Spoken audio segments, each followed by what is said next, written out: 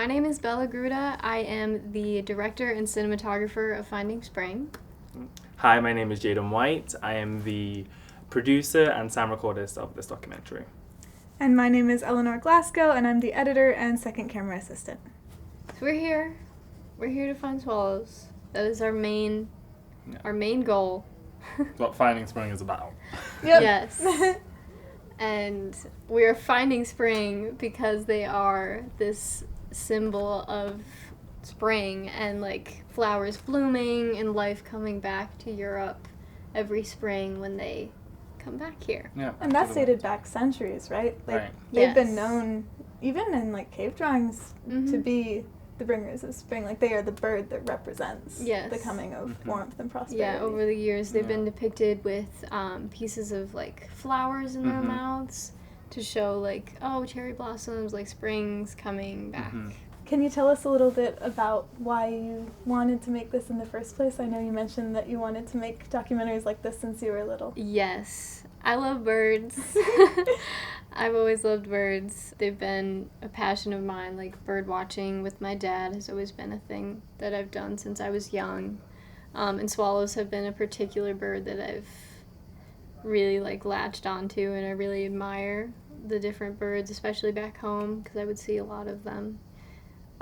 So coming here, it was my instinct to be like, I want to find these birds, but across the pond, you know.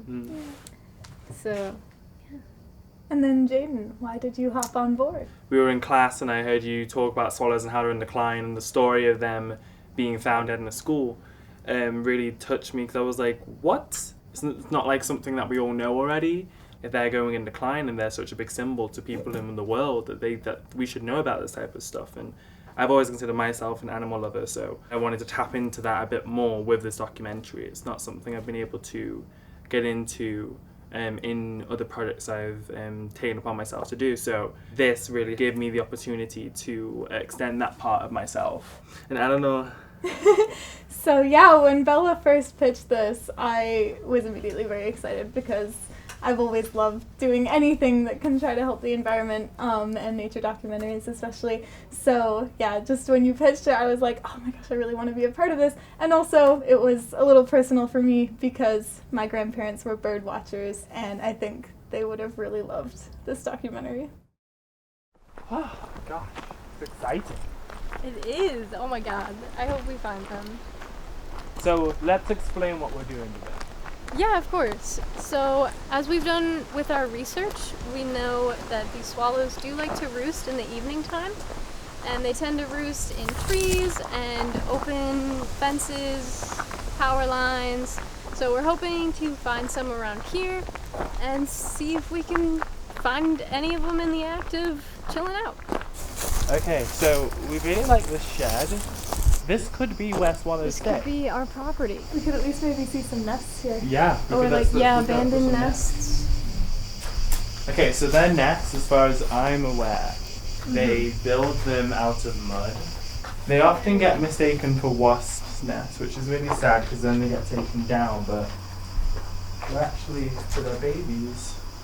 Like these lines here, they definitely enjoy sitting on those when they're not busy feeding babies and eating, lots of eating. It's amazing to me that there aren't swallows here. Let's go up here, let's see if there's some. Oh, there's a salamander. Where? On the wall, behind the table. Oh. I just got it behind the window. At least there's salamanders. Yeah? Not completely abandoned. But then that still begs the question, where are all the birds? Exactly. I can't even hear any of them. This area itself is gorgeous. It's just feels so barren. Next time we should go up there. No, we should definitely go up to the chateau. There's a lot more people around, and they like people, so maybe we'll have more luck up there. So we're out here at the chateau. We're looking to see if maybe they've built any nests on the side of the chateau. It is a little more rocky than they would like, but there are these flat edges that they could potentially take up for a nest. No.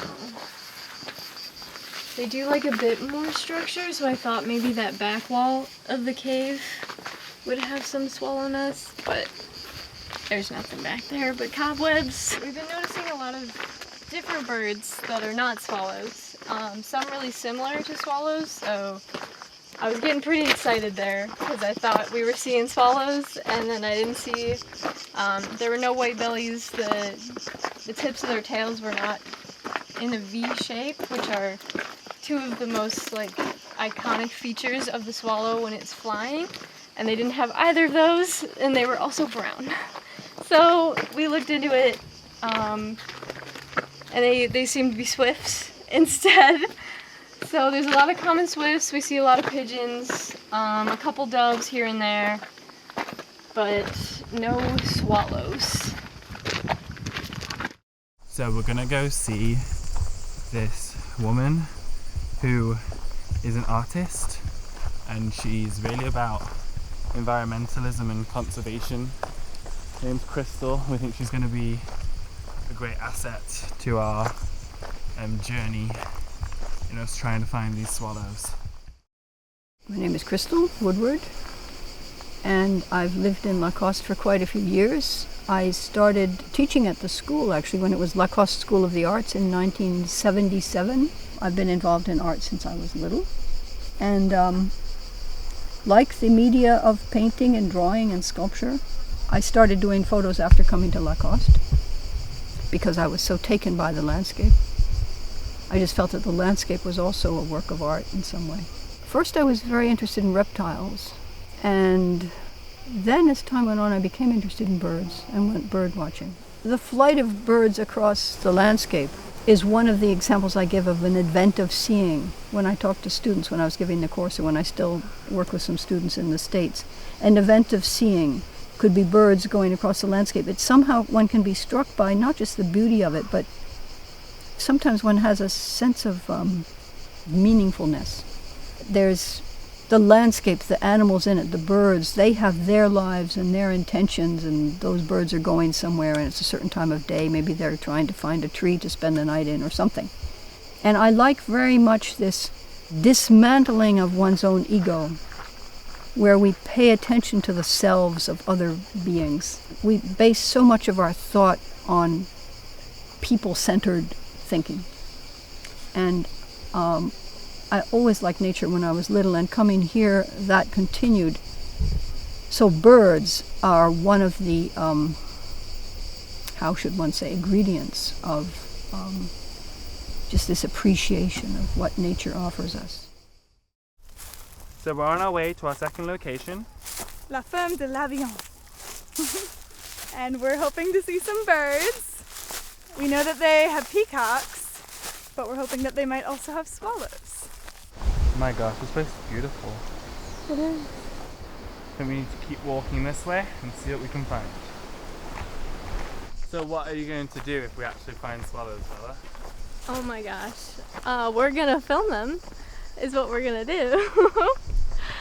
I would be elated. I hope we do. I really do. Alright guys. So yeah, we've looked around a bit. Yeah. We can't really find anyone to talk to, or swallows for that matter. Yeah.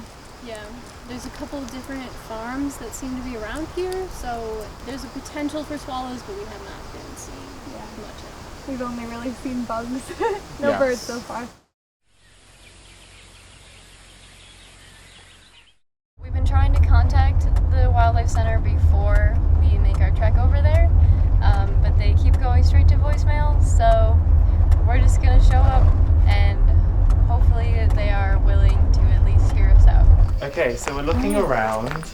We were looking for the Regional Wildlife Centre, but we did find a shed. We wanted to check if there were any signs of nests for the swallows in here. It seems like there could be. It's a really well-structured shed, but I'm not seeing anything. Like here, there could have been nothing. So we just talked to one of the locals up here, and Bois. And now we've been directed to transition to the Chateau de l'Environnement. Yeah. We're at the Chateau d'Environnement, and we're trying to figure out how to get in. What's up there? Okay, so it says, the Wildlife Safeguard Center is not here. It is located above the castle when you leave to bypass the chateau. The track that goes up on your right with the green indicative panel. Center of Safeguarding Wildlife. The trainers will welcome you at the level of nursing. Okay, That's where we need to go. that's where we need to go. Okay. Let's go. Let's do it. Let's do it. Oh my gosh, okay, let's go. And the trainers will welcome us. Yep. At the level of nursing. We found it! We're here! Je vais vous installer là-bas. Merci. Merci beaucoup.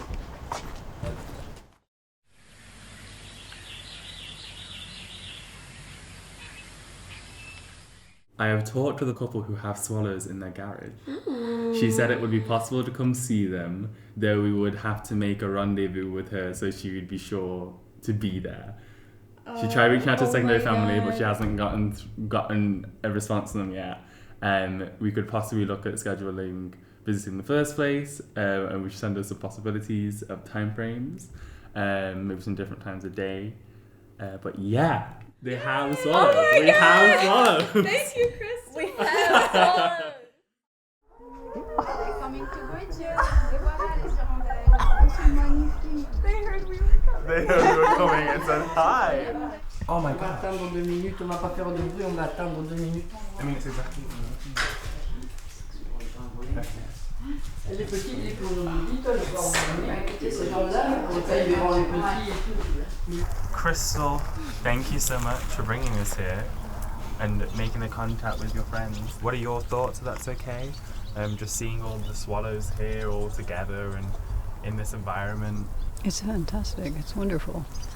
I think these people, one wonders after them what. I mean, this is a question with a number of species around here where I know that there's a coordination somehow between the people that are there and the animals or birds.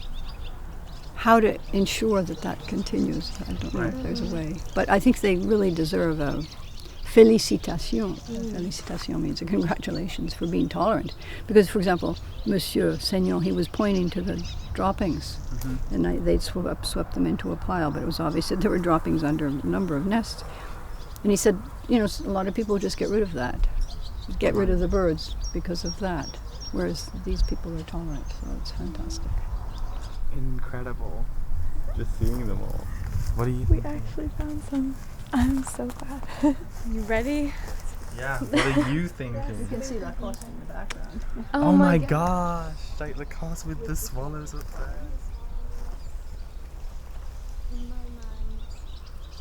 Blown, definitely. I can't believe we found them, and in such a great number, like such a good group. I'm really happy about it. Like low-key gonna cry. I'm so grateful that people like them exist and that we have like people who are tolerant of where they like to live, because they like to live with people and people don't necessarily like to live with them. So it means a lot to be able to find them, even though it took so long and it was such a long journey. Like there aren't many of them, but we did find a pocket of them, and I'm forever grateful that we did.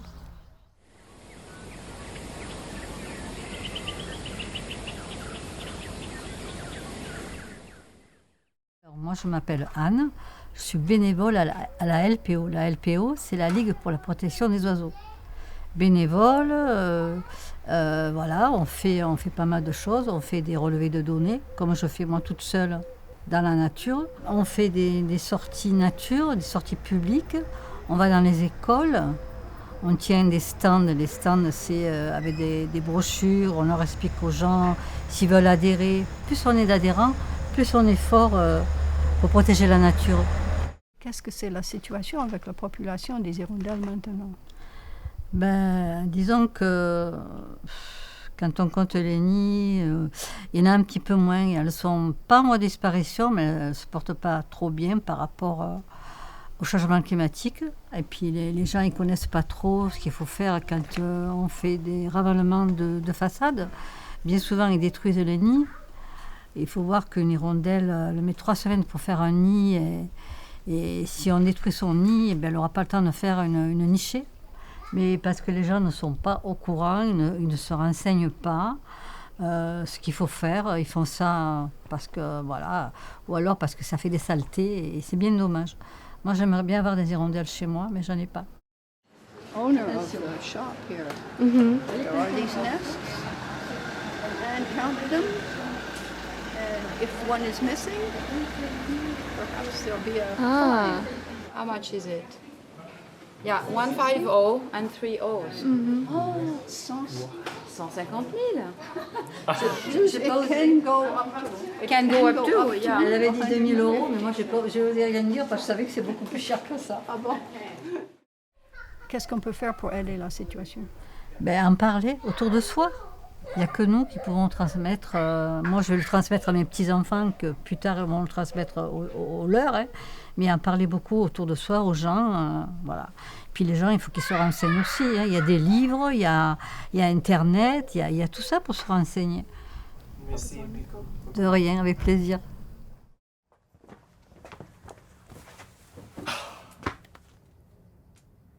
We found I'm so glad. Oh my gosh, amazing. after all of that looking. The garage that we saw full of swallows was really quite interesting to see, because it was like, okay, they're not necessarily in what you might consider the wild, but they're still wild animals, you know what I mean? Like they're still birds, they're still free to go wherever they want, but they chose to stay at this lovely couple's house. And even in Minerve, seeing those out in the village, in this sort of more environment that you expect to find them in, it was nice to see them, but it was crazy how many restrictions they had for them, like the little spikes sticking out of the tops of the roofs, and the different little stuff that people have put in place to try and stop them. But it's great to see that the LPO are doing stuff to prevent these horrible actions taking place against the swallows and stuff. Yeah, finding out about that fine for if anyone destroyed the Gosh. nest. That was, Yeah. I'm so glad they're doing stuff like that. 150 Like that will definitely grand. incentivize people to take care of them. And like Anne from the LPO said, all we can really do is talk about it and make people aware, like talk to our children, talk to our grandchildren, talk to our friends, our family now, make people aware of what the situation is, especially with swallows. Because like you were saying earlier before all this, when we did our first little group session here, it's about being able to say that's a swallow. Like, there's a swallow. Yeah. Future generations Exactly. being able to actually see live Exactly. swallows. It's important. Right. Same with many other creatures. Like, this is something we need to do all over the world for all kinds of creatures, just so that everyone knows how to best take care of them and how to help the world, because it's our planet. We've got to take care of it. I just couldn't imagine my life without having seen them. Like, Don't think our time here would have been as fruitful and as rewarding as it has been without seeing them. And for that, I think all we can thank is the people, like Anne, like Crystal, all the people that we've met, to get to this point, and say thank you for that, because it's been an incredible journey. yeah, wholehearted thank you. Yeah. Yes, thank you. And thank you for watching. Yeah. Thank you. Like, comment, subscribe. Like, comment, subscribe.